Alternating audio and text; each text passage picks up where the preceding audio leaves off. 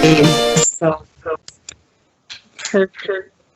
Okay. it's a work in progress. Progress. I'm just like, wait, you can record on Skype now?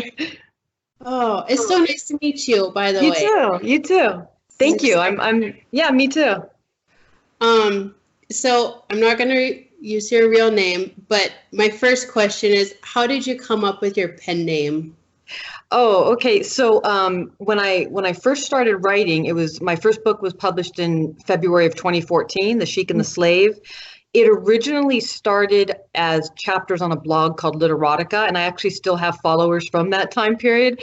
And I was working for a huge nonprofit in Santa Monica, so I couldn't publish under my name. And so my middle name is Nicole. So there's Nicola, and then I'm Italian. So You're like, perfect. yeah, and that's the name on Literotica, so it just kind of carried over, but that's kind of how I came up with it. And I remember I was at a book festival in Newhall, California, and some guy came up to me, he's like, Nicola Italia, and I'm like, yeah, that's me. And he's like, it sounds like an Italian prostitute. And I was like, okay. So okay. It's not confident. But yeah, and most people either pronounce it Nicola or Nicola. It doesn't matter. So that's how I got it. That's how I came up with it. So it's like, okay, there has to be something either like, oh, I just pulled something out of thin or Random. random. Well, I mean, it is random, but it's not. I mean, it's still part of, like, who you are, which is just, not some, oh, this is my alter ego or something like that. Yeah, it's funny because I have a dear friend of mine, Rochelle, runs Little Book Bub, which is a small indie bookstore up here in the Antelope Valley, and she's funny because she knows all these authors and they all have two names. She'll call them by one name, and I'm like, who's that? And she's like, oh, that's what's her face. I'm like, oh, okay. And so everybody seems to have, like, Tessa Dare. She has a real, they all have different names, and it's kind of funny because who are you talking to? So, Wait, but I know them. the world of pen names. Yeah, well, and there's one erotica author, like Red Phoenix, and she always wears sunglasses or a mask and stuff, and she's like, well, that's to protect my family's identity. Okay. Like, yeah. It doesn't matter like what your family does. It's just romance is kind of an odd subject to write about because even if you have a clean romance, sex is going to be part of it. Yeah. One way or another. So it's just interesting. It's true. Even when I was younger and I was a reader and I read historical, which is why I got into historical writing. But even me, I would like kind of hide the covers and, it's like, why am I doing this? Because, everybody, but yeah, it is one of those kind of not quasi taboo, but yeah, romance. It's one of those things. Yeah, it's interesting. Sorry, the timer's going off. Yeah, well, and today I came home from the library and I had like just a stack of like romance books, and I'm just like, I'm like, yeah, 15-year-old me would have been like, can I check this out? And just like, yeah, okay, I'm checking these out. Like, the covers don't mean anything. Yeah, they're just crazy. It's true. It's true. So, why historical romance? I love for me, like I'm starting number 15 right now. So 14 is about to come out and I'm starting the process of writing getting the characters and all of that background into place for 15. And I love the historic part of it. I love the research. I love kind of delving into history. I love history itself. So for me to be able to create a story, to do the research and kind of put in some romance in there, it fills the whole void for me. I know a lot of people do really well with contemporary, and people love contemporary, of course. There would be that historic aspect that I would just totally miss. So, that's why. I mean, like, the things that what's really funny is when you're doing research, the things that we take for granted, it's so fun. It's just so interesting to me. Like one time I had to, oh, sorry, did you hear that? It's a car. One time I had to do a research on what kind of oil lamps or what they were using. And you just think about like, we turn on the lights, you know, Right. and, but back then it's like, you know, what were they using? Oil, candlestick, you know, and gas lamps, and just to me, I just find that fascinating. So that's long answer to your question. I just love the historical part of it. It's interesting. So how do you decide on your like the time periods? Because like going through your books, are they all kind of set in the Victorian era or in that area? Because like the Alchemy of Night is a Victorian. Mm-hmm. And kind of going off of that, you know, seeing most of your books are they kind of in that same time period? I know you have some, what is it? Oh, the plantation one and the tea one, which I'm like, okay, adding those to my list like right now. So how do you choose what time periods that you want to cover? Yeah, you know, in fact, it's funny, Rochelle, again, the book owner, and I were just talking about this yesterday because I kind of all over the place. I think I finally kind of settled down into late Victorian because I just really love that dark, gritty period. But the Sheik and the Slave is like 17, what is it, 20s or 30s? So it's way back there. And then, like you said, tea plantation is 1880s again in Sri Lanka, Ceylon. And then the Sheik's son, which is the son of the first book, he's right before the what do you call it? The French Revolution. And so those are really old. And then I just did Sea of Revenge, which was right after Alchemy. And that was going back again to it's called the golden age of piracy. She's a pirate. And so they're kind of all over the place, but what I'm doing right now with 15 is I'm going to start, it's not a series, but it's going to continuing the character from, he was briefly introduced in Alchemy. He was a detective and he's the main character in 14. and now and I know people love series and we shied away from them, but it's nice that you have kind of this core character that's doing his thing or her thing, and they're kind of moving through each book. So I'm giving it a try.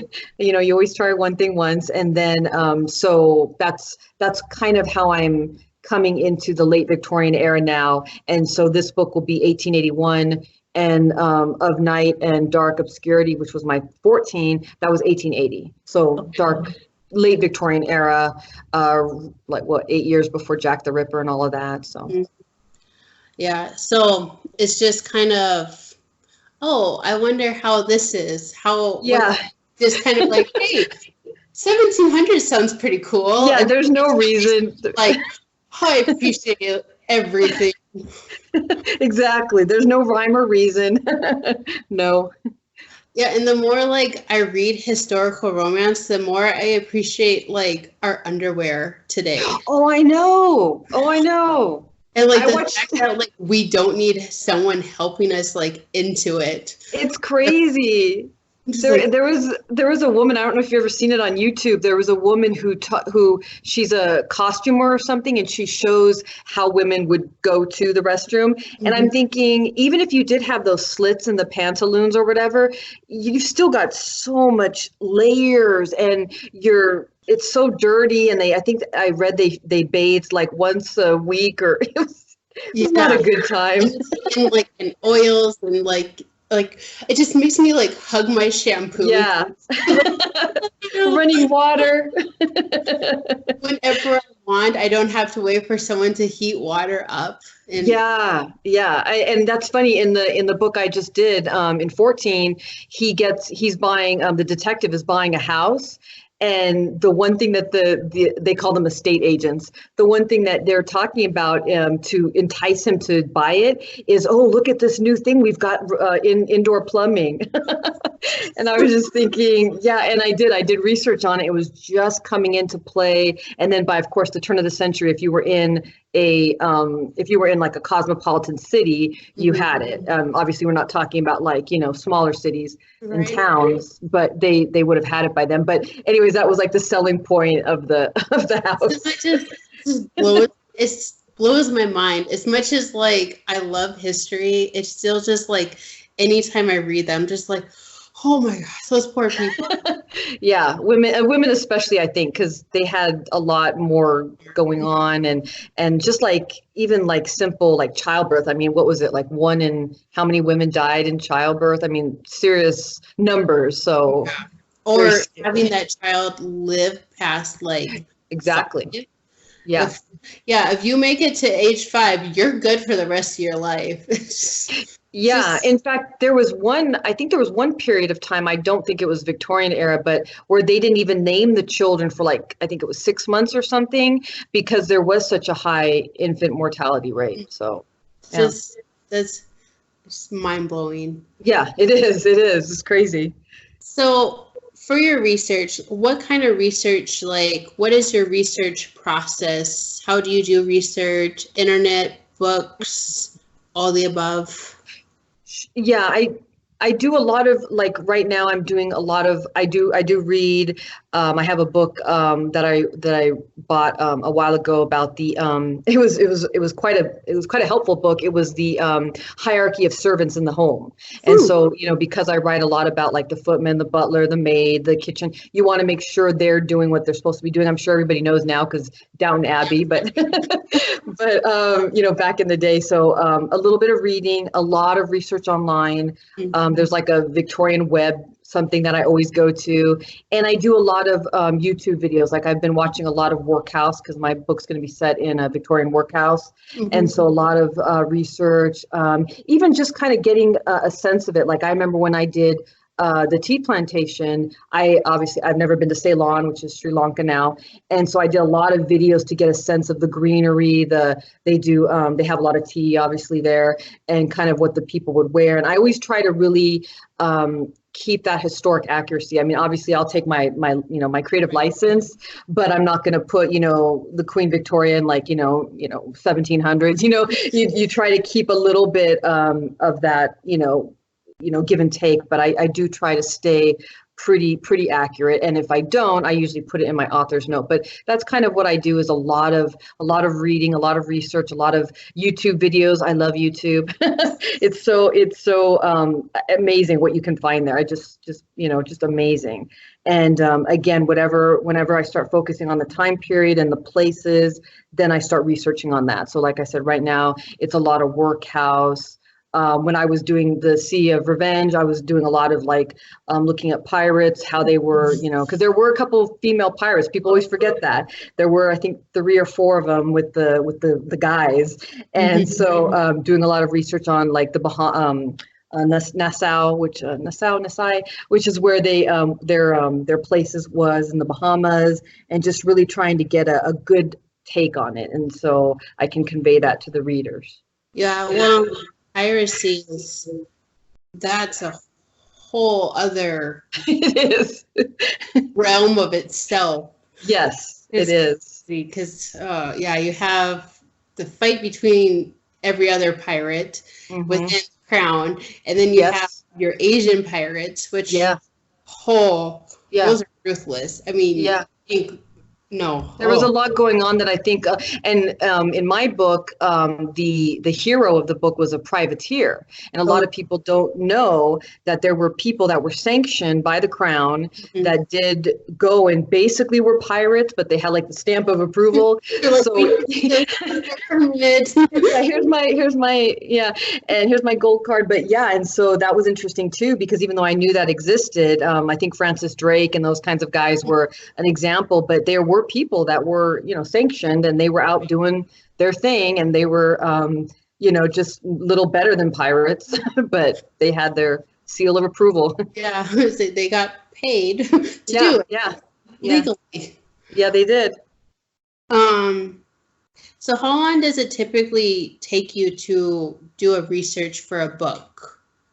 Yeah, so I finished the Of Night and Dark Obscurity couple weeks ago, and it went to the editor and it went to the beta reader. So right now I've been doing my research for number 15. So it's been probably about 2 weeks, and I don't sit here like 9 to 5 or full day of research, but I do put in a couple hours a day, really kind of, like I said, doing my videos and writing down. I still even though we're all modern women, I still kind of write because I just like to have kind of see it.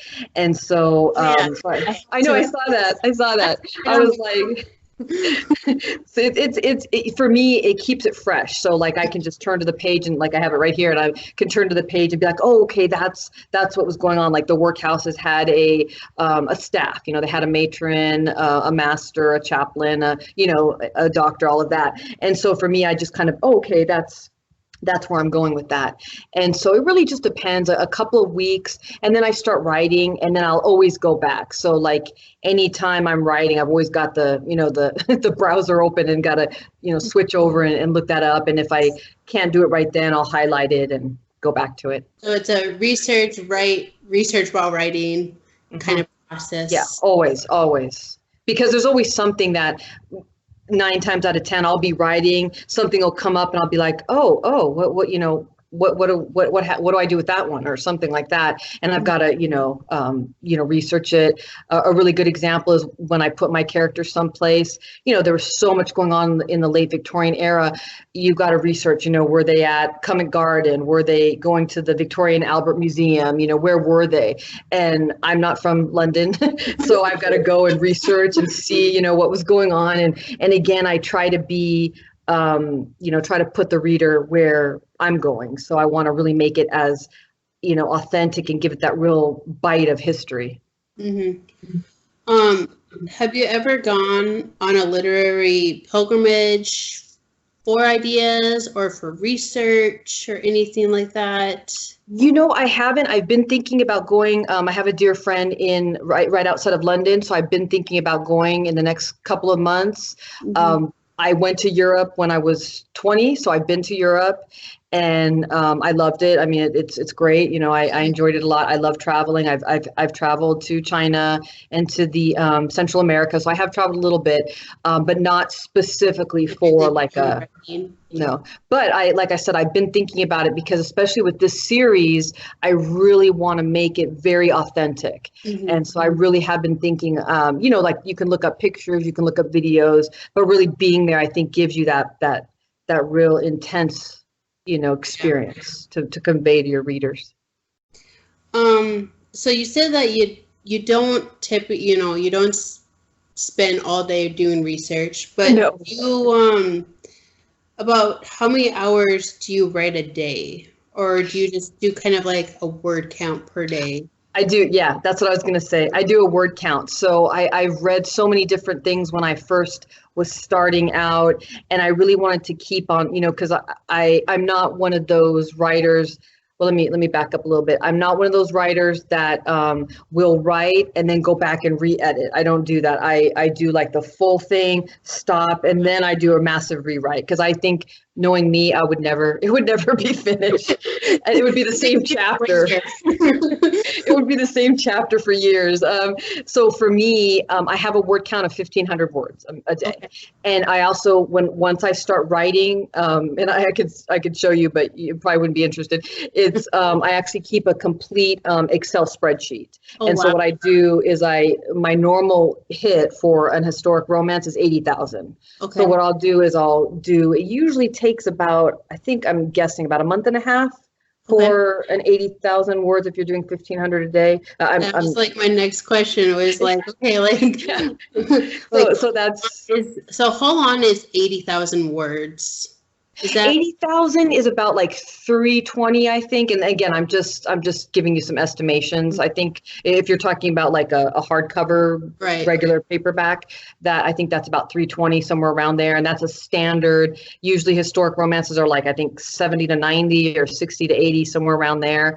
And that's just a standard, like a Lisa Kleypas, Julia Quinn, Tessa Dare. like a standard paperback. And so that's exactly what I do. So when I start, I'll do 1,500 a day. And then I do like, like let's just say I'm starting on December 1st, I'll do the whole Excel spreadsheet for a month and a half. And then I hit that. So every day I'm going into and I'm updating it. So I'm staying on track, because knowing me as well, if I didn't give myself some sort of, I don't have to write today. And then a week goes by. and then you're like, where's that novel 15? Well, somebody's got to write it. So who sets your deadlines? Do you set your deadlines for like your writing, your editors, anything? Yeah, so because I'm a self-published, I'm an indie writer. I set everything, but I have kind of my team in place. So what happens is I'll do my book, and then it goes to my editor after I'm done. Well, let me finish. Let me go back, because I do my book, and then I do that massive rewrite I told you about. So I'll go through, I'll clean it up. And that can take 2 weeks too, just doing that, because that's my least favorite part. I always like kind of put it away, and I'm like, oh God, I got to get to it. And so I'll do the massive rewrite, and then it goes to my editor, and then she takes about a week or 2 weeks. And then we go back and forth if she has any changes. And then once she and I agree that it's done, then it goes to the beta readers. And beta readers are basically people that like your work, and they're basically fans. And I have at any given time like 3 to 5. And their job is to go through it, look for accuracy and continuity, and then it's done. And then once it's done, I format it, and then it goes to Amazon. And during this whole time, I have a graphic designer who works on the cover, and he and I go back and forth too. And that's a whole issue in itself, because sometimes we disagree, and it's like a whole it's a whole thing. So off of your cover art, because for some reason I didn't write anything down about cover art, but like I'm obsessed with cover art. How do you like picture, like when you come up with your title, which I'm sure is the whole process, you're like, this is how I want this is how I want it to look. Yes. That how it's funny you should say that, because there's some books where like literally I'm like, oh, this is the name of it, like The Tea Plantation. Okay, no brainer, right? And then there are some, there was one book called The Reign of Love and Chaos, which is I think number 4. It took me forever. And it was written during the French Revolution's The Reign of Terror, which is, if you know about the French Revolution, that was when everybody was losing their head. And so I thought, oh, The Reign of Love and Chaos. But it took me forever to come up with that. And so you're right, that sometimes can be a whole process.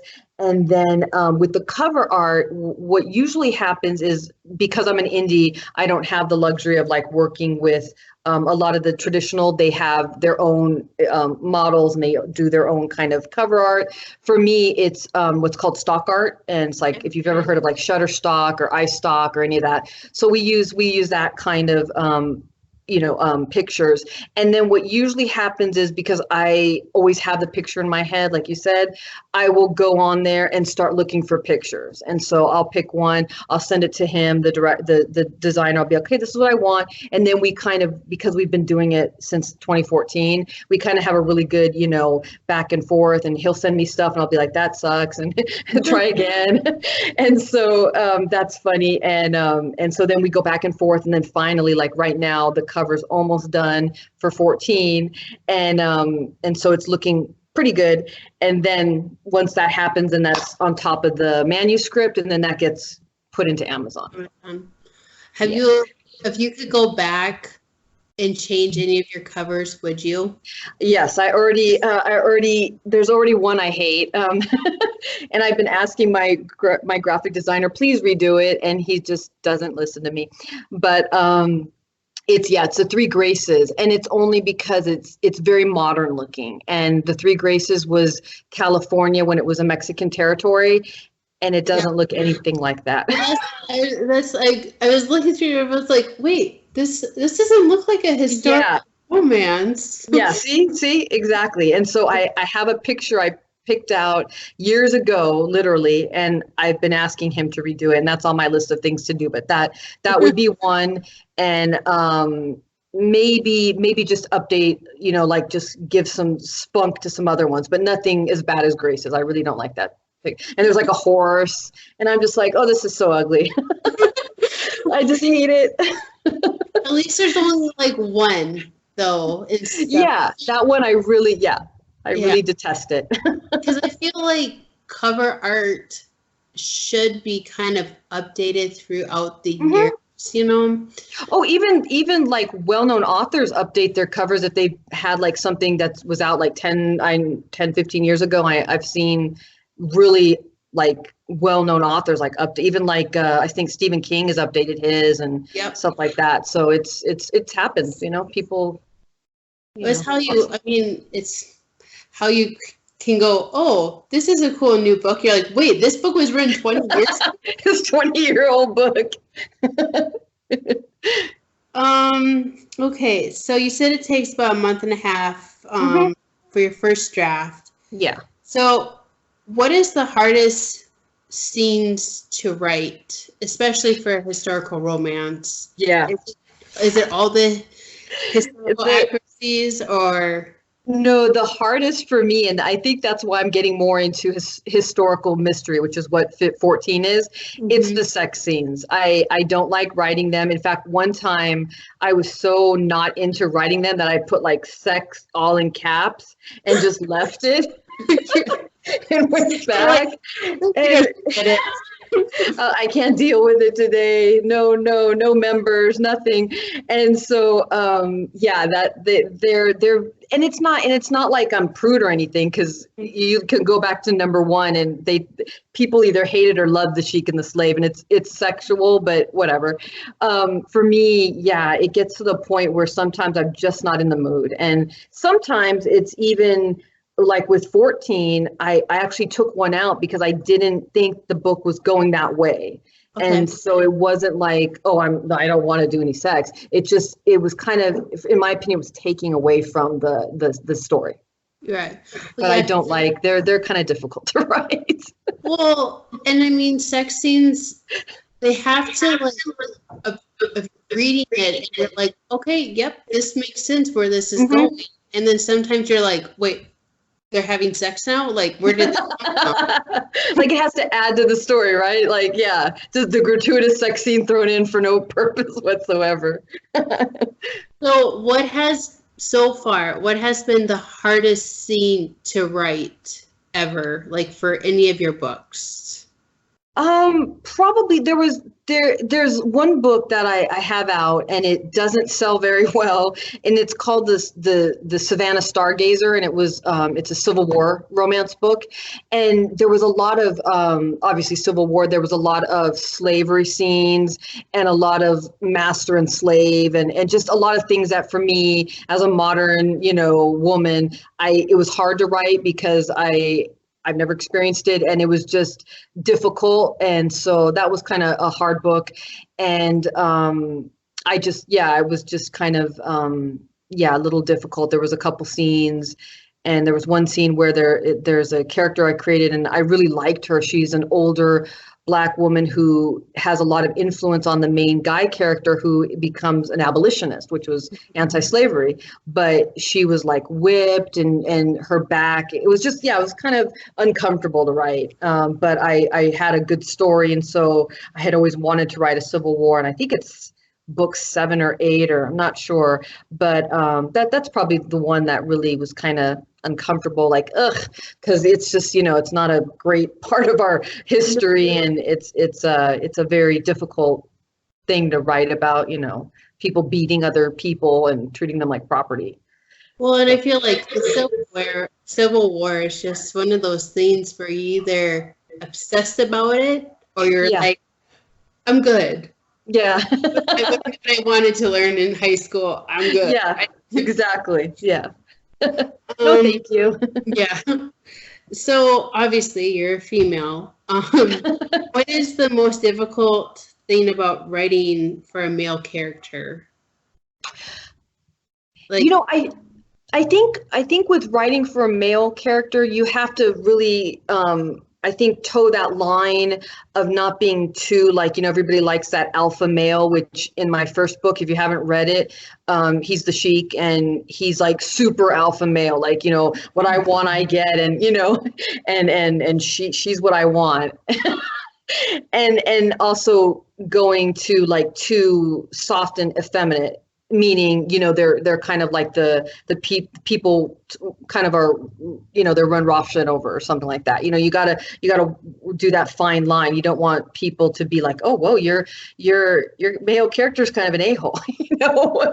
And so I think doing that fine line is important, and also telling that, again, that good story, the good romance of two people coming together.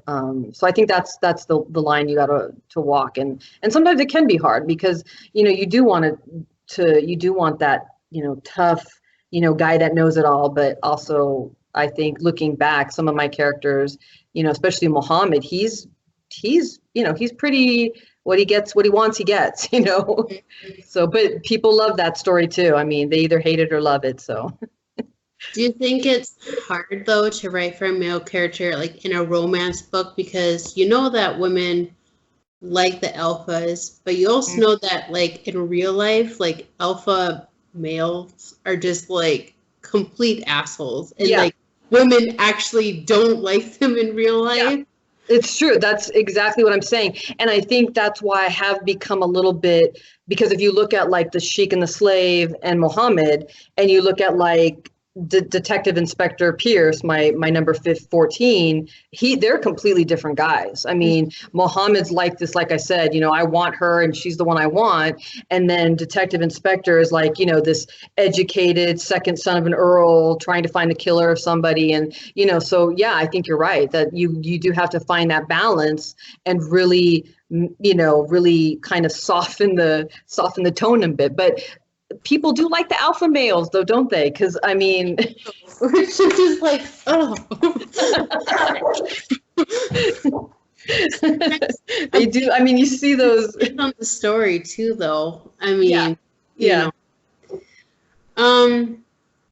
So, what does literary success look like to you? It's funny you should ask that, because I've been thinking about that lately. And at about to be number 15, which is what I'm writing now, I have been thinking a lot. And I think, I've built up my little core group. I have my fans that really, really follow me. They like my work. Some of them have followed me since my Literotica days, which, that was like 2012. But I would like to get to that next level, only because I want more people to discover me. And it's not so much like fame and fortune, because, that's not something, well, maybe the fame, maybe the fortune, but, but I think for me, I want to kind of be at that next level. And so when you say, what does it look like? People know me, people enjoy my work. I think that's most important. When I think about what it means to be a writer, if I just sat down on my computer and type out my book and hit save and nobody ever sees it, well, that's not anything. But when people contact me, or people, see me at events and they're like, oh, I love your stuff, that's awesome. Like, to me, the first time that happened, I was like, really? That's so cool. Somebody, yeah, like somebody came up to me and they're like, I love the Sheik and the Slave. I was like, really? So that's to me is super cool. I mean, that to me is just the best. I remember when I first came out with the Sheik and the Slave, I had a blog, and somebody typed me a message, and they were like, they're like, I hate you. I'm at the gym, and all I can think about is Cat and Muhammad. And I was like, that's it. That doesn't get any better than that. That was so cool. When your characters get like stuck in people's heads, you're just like, obsessed about it. You're like, oh, I can't believe her. Yeah. Yeah, that was awesome. So that to me is really what I want, is people to just discover me. Mm-hmm. So how did publishing your first book change your writing process? I think what happened with the Sheik and the Slave is, like I had mentioned before, it was on a blog, and it was chapters on a blog, and I had a big following. I got romance of the month or something, and it was rated hot, all these things. And I had, I think 13 or 14 chapters, and the fans were like really stalkerish. They were like, finish it. And I was like, oh, you better calm down. And I'm not doing it. I'm just for that. I'm not doing it. And a dear friend of mine said, why don't you just finish it and turn it into a book? And this was like, I mean, I know some people have been on Amazon for a long time, but this was 2013. And so still, this was in the beginning of like the indie stage. And so, that's exactly what I did. I took off 2 weeks from work. I was at the nonprofit, and I put all the chapters together, and I put a beginning because it really wasn't like set up right. And then I finished it. And I published it in February of 2014. And so from there, that really started because it did well. I was really surprised. I did really well. And Amazon was much nicer than it was now because you could make really good money with one book. I mean, I did really well in the beginning, and I still do well, but with one book, I mean, I did great. And so what happened is it kind of started a process for me of putting everybody together, like I said. So now I have so I write the book, and I have like a process of how many words, and then I have my editor, my beta, my graphics. So it really started like me getting together my group, because it's just me, I'm just an indie. And so I have to do this all on my own, and I have to have a process because I need the book to get out there. So I can't just like finish it and be like, oh, there, it's done. Well, no, I mean, I have to edit it. And I'm very particular that my books aren't going out unless they're edited, beta read, and have a good cover, because to me, people are spending money on me. Mm-hmm. And I want to give them a good product. To me, that's important. I want that quality. I don't want people to write on a review, it looks like it needs an editor, that like scares me. So that's kind of how the first book started everything else. Okay. So what is the best money you've ever spent as a writer? Oh, like with advertising or just anything? Anything. It would probably be BookBub. BookBub is, if you're familiar with BookBub, it's the advertising for writers, and they have a really good business model because the people that subscribe, like if you're a reader, you don't pay anything, mm-hmm. but the authors have to pay to get on, to get into to listings. And I've done them about 10 times over since 2014, and I always do really well. I get reviews, I get new people, readers. I get on BookBub, you can actually follow me. So I think I have like 700 followers just there. So they've been really good to me. And I try to do them because they have to accept you. I try to do them a couple times a year, and most of the time I can do them a couple times a year, and they're just great. I mean, it's so for the money, because it's a little pricey. For the money, it's absolutely worth it. I always tell everybody, if you can get accepted, you should do it, because like I said, it's a little pricey, but very much worth it. Sweet. Yeah, advertising is a bitch. Yeah. It's these days. It is. And it's oversaturation. It's oversaturation, because I know people that have done Goodreads, but there's so many, so much there. There's a website called Smart. I don't know if you've heard of it. Is it Smart Bitches something books? Trashy books. Smart Bitches Trashy Books, and they're good too. But again, it's so much books that how do you stand out? With 100 books. So they're there. It's just you got to find your little. Your niche. Yeah, Goodreads is a little overwhelming sometimes for anything. Like, I have to like walk away, and my husband's like, "You want Goodreads?" I'm like, "Yes." I'm like, I can't. I'm like, there's too much.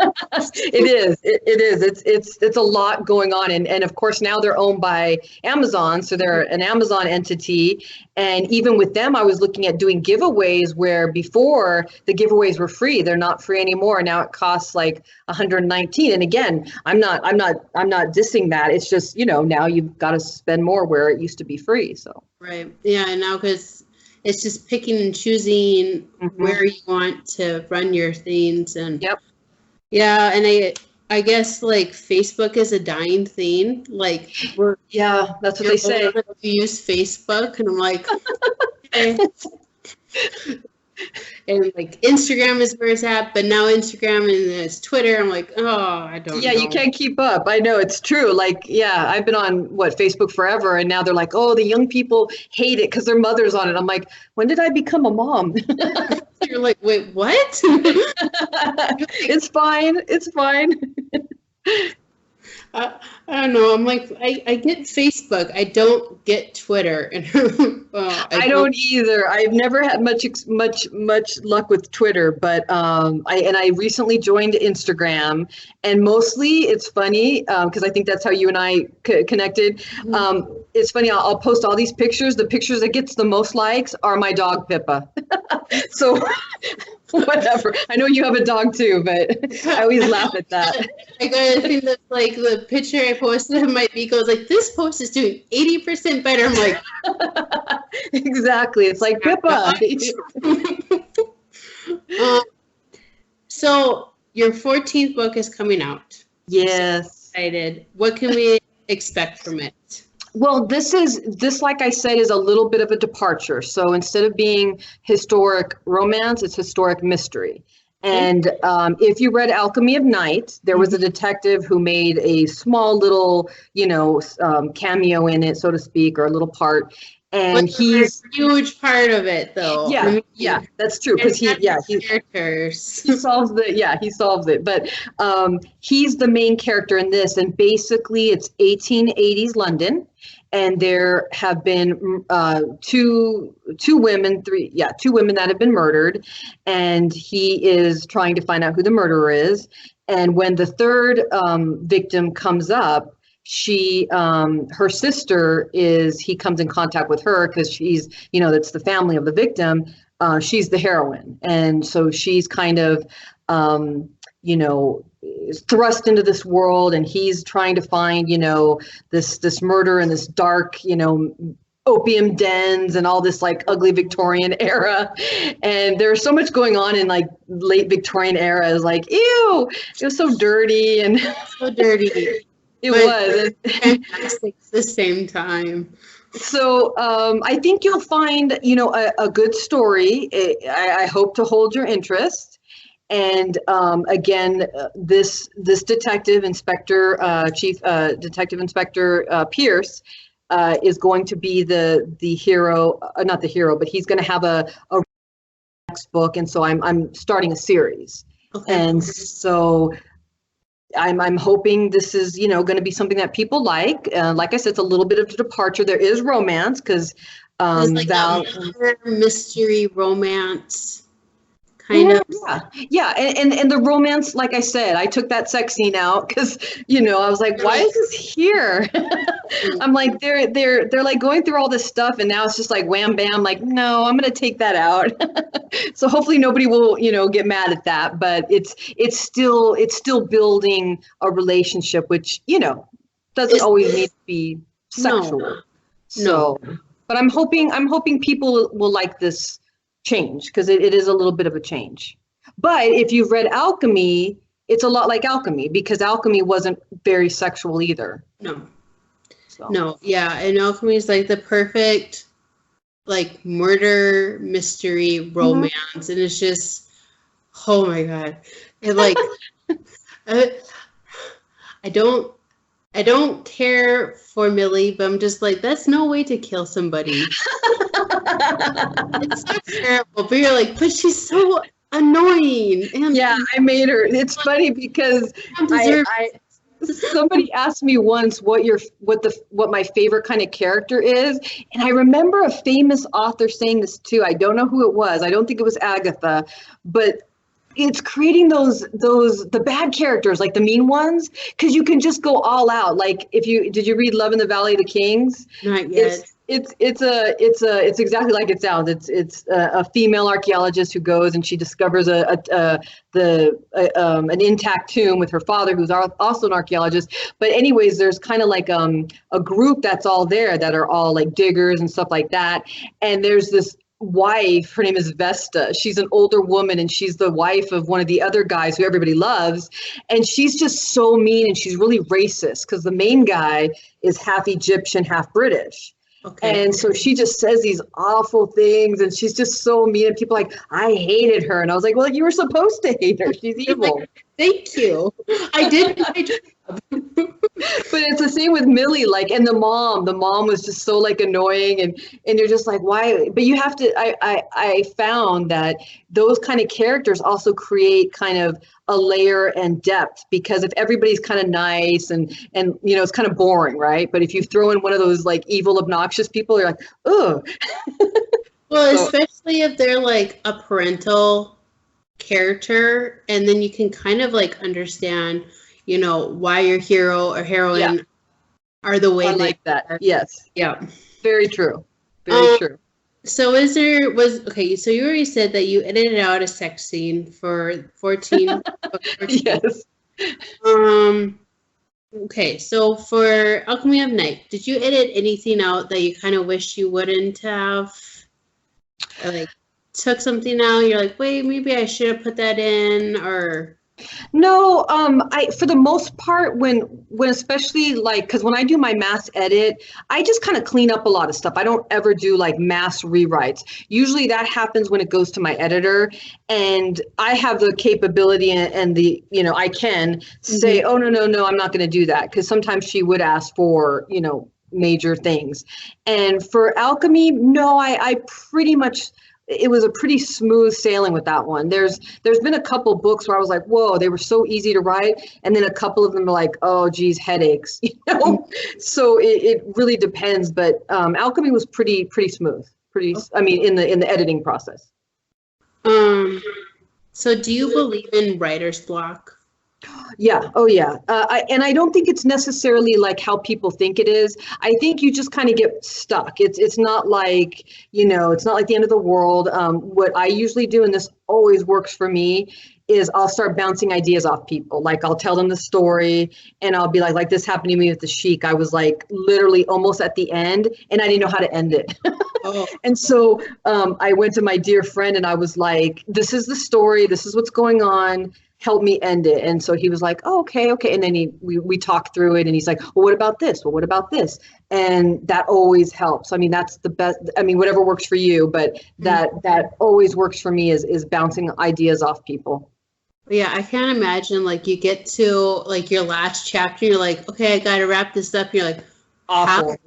How do I do that? What do I do with them? Continue forever. What do I do with them? You're like, this can't be a 50,000 page book. Yeah. What? Yeah. Why not? It's a novella now with no ending. Yeah. I totally feel for those people. I really do, because it is frustrating, but I think everybody finds their way. Some people write it out. Some people, you know, I mean, I've heard stories about what other writers do, but that works for me. So, you know, whatever works for other people, you know. But bouncing off ideas has always worked.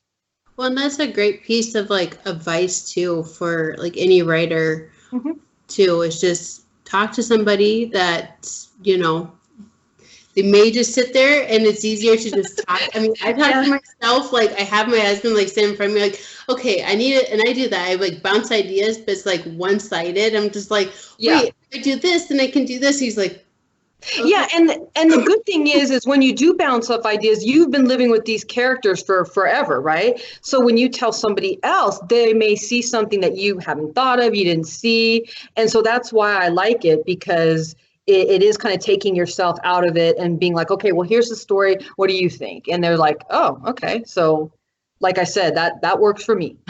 So. So what is one piece of advice someone gave you before you published your first book? Just to write and to keep writing. Because I remember when I first did The Sheik and the Slave, and it happens every book I finish, it goes off to the editor, and I'm like, this is the worst book ever. And it's like, yeah, it's like so dramatic. You're so dramatic. And people, and I've had many people say, just keep writing. Because, you know, the more you have, you know, in your, what do they call it? The backlog or whatever they call it. It's just more books that are behind you that strengthen your, you know, your position as an indie, because when somebody finds you and they like you, well, what are they going to do? They're going to start reading all your other books. Right. And so that's the advice that I was given. Just keep writing. Keep writing. Yeah. So what is your piece of advice to writers, wannabe writers, new writers, especially with the National Novel Writing For November. I know, like my email, like every day is just like 3 more emails with this, and I'm just like, okay, I get it. November's coming up. Yep, it's coming.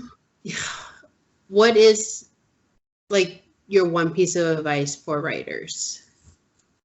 Probably just to, kind of get it out there, just, if some people do the outline, some people just kind of write. I have a very basic outline because that just works for me. But I would kind of give the same advice I got, which is, to write it. Yeah, because I know a lot of people get scared. I know a lot of people are like, well, what if it sucks? Or what if nobody reads it? Well, yeah, but if that's your dream and you want to write, I'd say go for it. I mean, what's the worst? Nobody buys it. Okay, nobody buys it. I mean, but at least, yeah. But I mean, and you just never know what resonates with one person. I mean, it's a very creative, creative kind of wheel, and to me, I love the process of like what I'm doing right now, where I come up with the characters and I'm kind of giving them their little shape, and I'm kind of setting the tone, and I'm getting in the mood with the videos. I love this part, and so for me, this is the best part. Then when I start writing it, they come to life. And I would never tell anybody, oh no, don't do it. I say go for it, So do you read a lot, not just for research, but do you try to read like, I don't read much romance anymore, because I find that if I do, it kind of taints me, and not in a bad way or a good way. It starts to kind of get in my head. So what I normally read is a lot of historical fiction, which I didn't write much of. And I'm talking like Philippa Gregory kind of things, like the White Queen and all of that stuff. I'm a huge, like Tudor and all of the queens, so I love that kind of stuff. So I do try to read, but I definitely don't read as much as I used to. I actually used to keep a log of my books, because my teacher told me years ago, she's like, oh, keep a log. I was like, okay. And I used to go through like 2-3 books a month, which I know for book people, that's not that much, but I used to read a lot, and I probably read one maybe every 2 months now. So I'm definitely not as I used to be. I know. Have you ever had like reader's block though, where you just like aren't interested in reading because you're so immersed in your yeah. I think that's what plays into it. But I have read, and I totally believe this, that when you're reading really good reader, or when you're reading really good writers, your writing increases and it gets better. So I've found that to be true. I used to read, I forget her name, but she used to write a lot of Henry VIII stuff. I forget her name. Alison Weir. And I would find that when I read her, my writing got better too, because she's so eloquent and it's so, educated, it's just really on par. And so I think that's kind of in the back of your mind too. You're like, oh, should I read? Because I don't want it to, but again, I think I just tend not to read that much. And I'm kind of picky too. So I don't know. Well, I need to stop being so picky. It's hard. I mean, it's hard to know these days because there are so many books. They are. And especially with like, it's fantastic. Like I can only think of really Amazon is doing for independent writers. Yeah. I agree. But there are so many.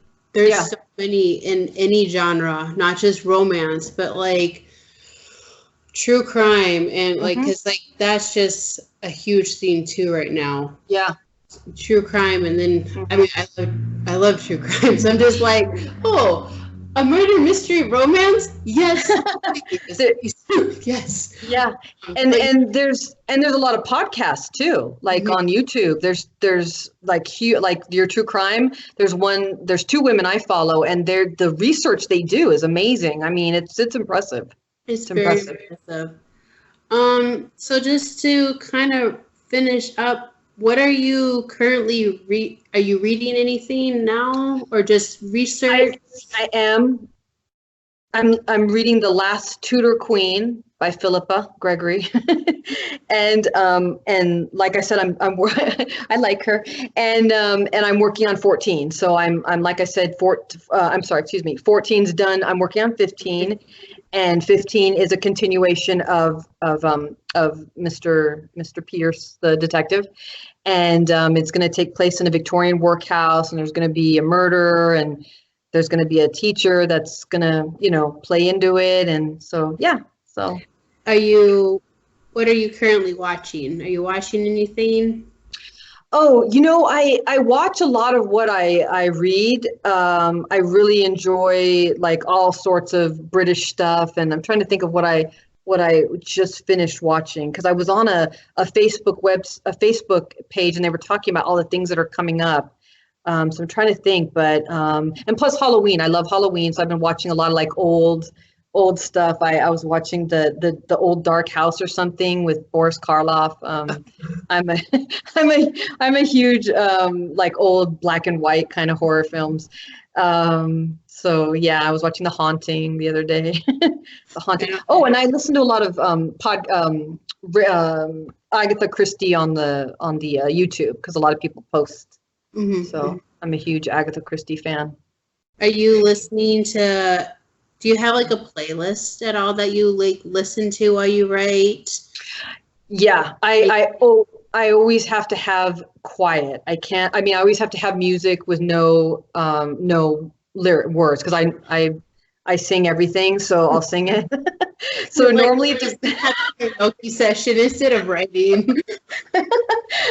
So normally if I'm writing, like I know with and it's always weird because it correlates to what the time period is. So I know when I was doing this last novel, I was listening to like Henry Purcell. He was a composer, and Debussy, which is a little bit later, but like stuff like that. Chopin, and like, then like yeah, and then I remember when I was doing like the French Revolution and stuff, I was listening to Bach or Beethoven. It's like whatever. It's so odd. Just put on the Les Mis soundtrack. Exactly. So yeah, I do listen. It just has to be no lyrics. No lyrics. Yeah, because I won't get anything done. Okay, so when does book 14 come out? Oh, October 28th. Okay. Of Night and Dark Obscurity. And that's like but it's pre-order right now. Okay. So you can pre-order it right now, and I'm, like I said, no cover yet, but I will be nagging my graphic designer to hurry up and finish it. I'm sure he'll appreciate that. Yeah. But yeah, I'm really excited because, like I said, it's a little bit different, but I think from what I've heard so far, the beta readers like it. Mm-hmm. And so, it's something different. You always, I've done a lot of different kind of, periods and stuff. So I hope this is something people like, because I enjoyed it. So. And really, if you enjoy writing it, I think your readers will hopefully see that. I mean, I hope so. It's not just, oh, here's another book for you. It's kind of weird. I kind of liked it. I hated writing it, but here you go. No. I needed book 14 to come out to get to book 15. Yeah, that would be kind of sad, right? Like, oh God, here it is. Buy it. No. Just wait for book 15. Okay. Well, where can people find you? Do you have a website? I know you're on Instagram. Yep. Yeah. My Nicola Italia website. So Nicola and then Italia, Italia, and then Instagram, Facebook, Twitter. So I try to maintain, presence. Not so much on Twitter, but Facebook and Instagram, and then. And I do post if I have events, because I work a lot with the independent bookstore up here in the AV. She hosts a lot of events. I think I'm doing something next Sunday, so I always post it. And people come by and say hi. And is that all in LA? Yeah, so it's the Antelope Valley, and it's Little Book Bub. She's in she's one of the last independent bookstores up here. She I think she told me when she first started 20 years ago there was like 17 independent bookstores. Now it's just her. I'm blown away by that. I find that amazing. It's heartbreaking though. I know. There used to be this one bookstore I used to go to in where I grew up in the valley, and you could get like these little paperback romances for like $1. They were all, used. Mm-hmm. And little by little everything went out of business. So well, thank you for talking. Oh, my pleasure. I was so stoked. This is exciting. I hope you come back on because I will be devouring number 14. Oh yeah, no, 14. Like I said, I'd love to hear your opinion because it's a little bit of a departure, but I think it's going to be a good departure because mystery has always been a passion of mine. So I always think that comes out in the books. So I'm crossing my fingers that people like it, and then 15 will be very similar. So it's going to be the same kind of carry through. So totally excited. And you said you've kind of started writing 15 already. I've been doing the research and I've almost begun because I'm almost ready with like the concept and how I want to, because I do a brief outline. So once I start doing that brief outline and I know where I'm going, because that's the worst thing, because the kind of writer I am, I usually get stuck somewhere in the middle. I'm like, oh my God, what do I do with these people? But I'm doing. And now you kiss. and they get together and they marry, and so I'm getting better at that because that's the worst thing that can happen to a writer. You get stuck in the middle. So for me, I'm doing a bigger, better outline, and so I'm probably going to start writing in the next week. I think because I'd like to get it. Yeah, I'd like to get it started, and I'm getting very excited about it. So that's exciting. This is my favorite part of the book is when you get all your characters together, and then you're like, okay, let's see what you can do. Mm-hmm. So well, good luck on the writing. Thank you, and thank you so much for this. I really enjoyed it. Yes, me too. Yeah, I will send you some social media stuff. Okay, cool. When I put it together, probably tomorrow. Okay, yeah, and if you need any other pictures or anything, let me know. Like I said, I sent you what I thought you might like, but if you need anything else, just ask and I'll send it to you. All right. Oh, I have to ask, are you going to do a sneak peek of your cover when you do get it? Oh yeah, it's already I already put it on Instagram. She's gonna it's a woman in kind of like a pink cape. And then there's a dark, so that's it, but it needs to be a little bit tweaked, and then the title and the thing put on it. But yeah, I'm hopefully, like I said, going to have it because it's got to be into Amazon in a couple days. So hopefully I'll have it within the next maybe Monday or Tuesday. I think Monday. Yeah. Perfect. So well, thank you so much. Thank you. I appreciate it. I had a really good time. Yeah. Okay. Talk to you later. Talk to you later. Bye. Bye-bye.